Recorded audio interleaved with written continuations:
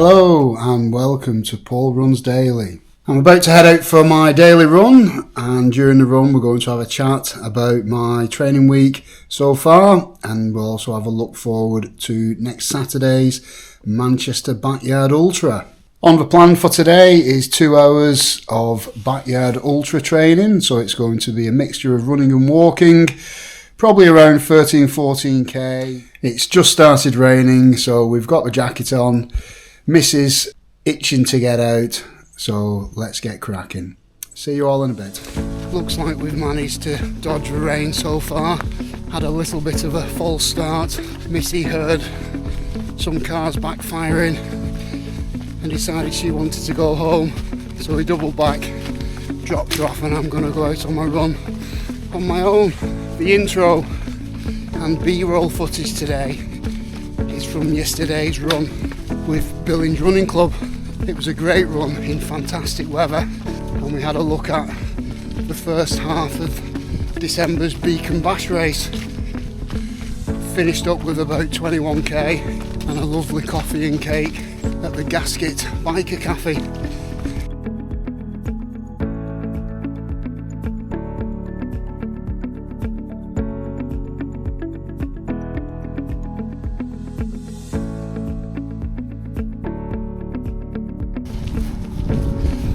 I've had a great training week so far, and it's really been the icing on the cake of what's been a great 4 or 5 weeks. Been building up the run volume again after a great summer of cycling, and over the last 4 or 5 weeks I've gradually built up to around 100k per week. I am feeling quite tired now, but we've got a very easy taper week coming up, so lots of opportunity for rest and recovery. I'm still going to do my sessions, and I'll be taking James to Run Club on Monday and Wednesday, but I'm going to plonk myself at the back and just take those sessions really easy.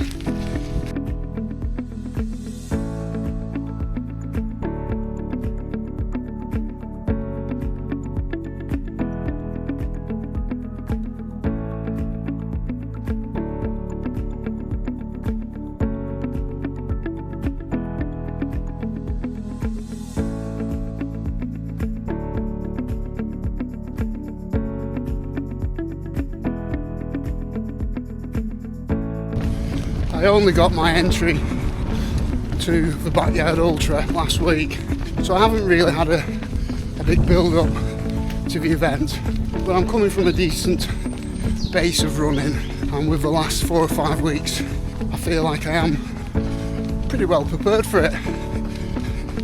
30 minutes into today's run and I'm having my first big walk break. I'm going to walk for about 5 minutes and then have a jog over the canal before turning back. So next week's Backyard Ultra, should we do some predictions and forecasts? It's my second Backyard Ultra. First one was earlier on this year down in South Wales at the Limitless Trails Backyard Ultra. It was on quite a tough track in pretty miserable weather conditions, and at that event I'd set myself a limit of 12 hours. I was driving home on my own afterwards, and I also had a couple of other events that month, so I didn't really want to put myself too deep. So 12 hours, it turns out it was probably about right. I was feeling quite tired, sort of 10, 11 and lap 12, so it was a good call to knock it on the head at 12 hours. Absolutely loved the event. I was a little bit disappointed that I didn't really give it the full respect it deserved and pushing a bit harder, but in hindsight it was probably the right decision to do at the time. So now my minimum for Saturday is 12 hours or 12 laps. That would give me 50 miles, and anything beyond that would be personal best territory. So I don't really want to forecast actual amounts or give myself another target, because I have heard that a lot of people tend to get to the targets in these events and capitulate or give up pretty much straight away afterwards. So I'm not going to say I'm aiming for 20 laps or 24 laps or anything like that. I'm just going to get to 12 laps and then race will start from there, and I'm going to see how I feel. I'm completely injury free. I've got quite tired legs at the moment, but I'm hoping with a week of nice easy tapering I should be raring to go come Saturday morning. So that's it. I've been talking to lots of people who have done backyard ultras, trained for backyard ultras and done multiple events, and everyone seems to have a slightly different strategy. So I don't have a particular strategy. I'm going to start off very, very easy. So my aim for the first few laps is to complete the laps in around 55 minutes, and that'll give me a few minutes each lap to grab a drink, grab a bite to eat, and then get back on the course for the start of the next lap. As the event progresses, some people will throw in some quicker laps to maximise the recovery time in between, maybe grab a few minutes of sleep. I'm not sure. I'm not envisaging going deep into the night, so I'm hoping that the sleep deprivation won't be a limiting factor for me. I will have a little bit of a play around. I want to get through the 12 laps first and then really start to maybe experiment from there. Again, as I mentioned it on last week's episode, if you've got any top tips for backyard ultras, then hit me up in the comments or drop me a message. I really would appreciate the help and advice. Right, watch is beeping at me now, so I'm going to have a little bit of a jog now. I'm coming up to 5k, so not far to my turnaround points, and I'm going to go a slightly different route back.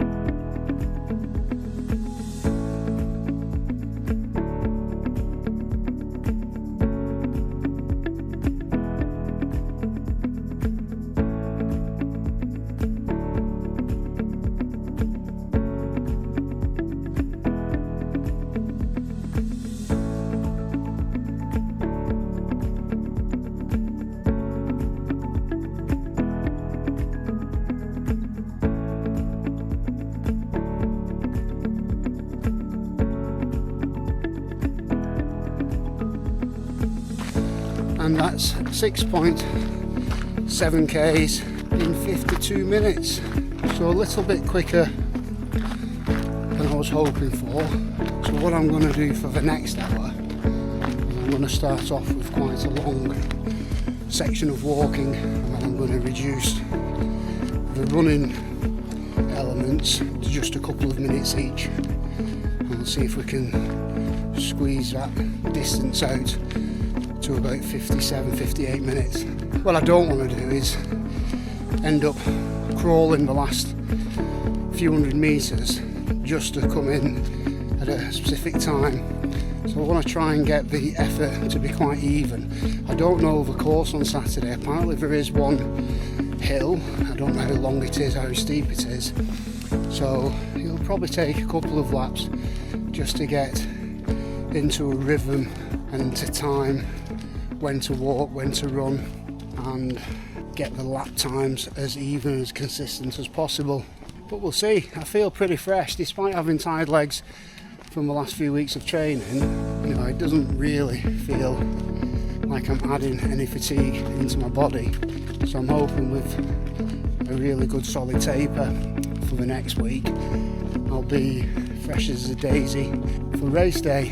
One thing I noticed at my first backyard ultra was the pace for the first couple of laps was extremely high. It was almost like setting off on a 10k road race, and I found myself right at the back, and I even felt I was going a little bit too quick then, but the doubts started to creep in. I didn't know the layout of the course in Wales, and I knew there were some very challenging climbs and descents, so I found myself getting dragged along with the pace a little bit, and first few laps were in the 40s, so definitely kind of misjudged a little bit there and probably put a little bit of unnecessary fatigue early doors in.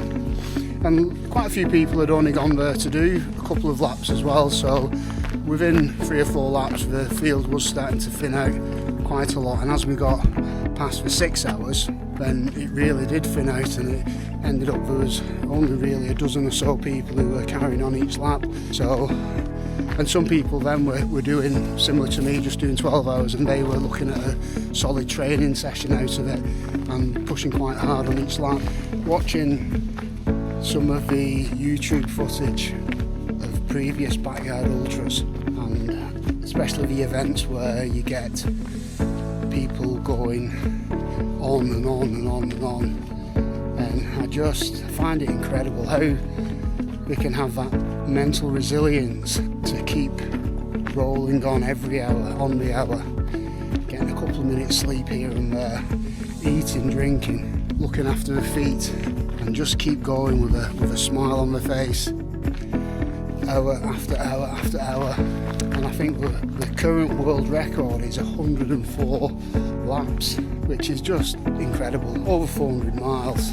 And I've said it on previous episodes, you know, I'm just overwhelmed with the format of the backyard ultra, and I think it's something, it's definitely growing on me, and I think as I get older then my future may be along those lines. Right, so we're just coming up to the hour now.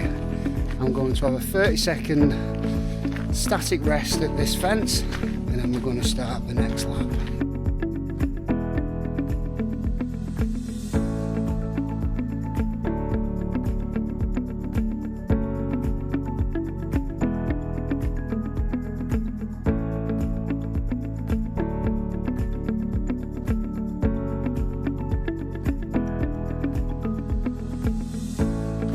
Lap 2 started, and I'm going to walk for a full 5 minutes at the start of this lap, and then we'll have a little bit of a jog.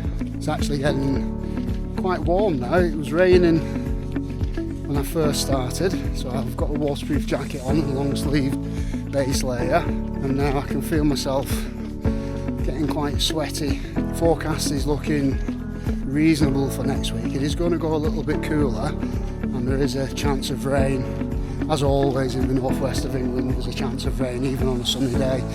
But yeah, so I'm going to probably wear some light compression clothing as my base layer, and I'll take a pair of tights and a couple of long sleeved base layers to go over if it does start to get cool, and especially for when it goes dark. I'm also going to take a couple of waterproof jacket options, one which is a really good shell, but it is quite heavy, so that'll be if the rain is persistent and constant, I'll wear that. And I've got my little lightweight race shell, which I'll take and probably stuff that in my bum bag and just pop it on if we get any showers when I'm out on a lap. Haven't decided on footwear. I've got a couple of options. Consensus appears to be edging towards light trail shoes, so I'm going to pack a pair of Brooks Max Cushion trail shoes, and I'll also take my Brooks Ghost road shoes as well, and we'll make a decision when we get there. Can always change as well, and at the pace I'll be going, I'm not too concerned about taking a fall on the trails if it does get a little bit slippy.